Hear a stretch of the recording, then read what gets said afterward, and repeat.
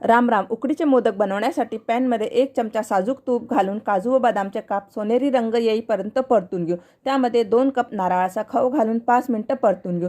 1 cup किसलेला गूळ घालून विरघळेपर्यंत शिजवायचे, जास्त नाही. वेलची पूड घालून जायफळ पूड घालून मिश्रण व्यवस्थित मिक्स करून घेऊ. मिश्रण गार करून घेऊ. उकडसाठी 1.5 कप दूध घेऊन उकळी आल्यानंतर 1 कप रवा घालून गॅस लो करून रवा दुधात गोळा होईपर्यंत शिजवून घेऊ. जास्त नाही शिजवायचं. उकड गरम असताना वाटी किंवा फुलपात्राने एकसारखी करून घेऊ.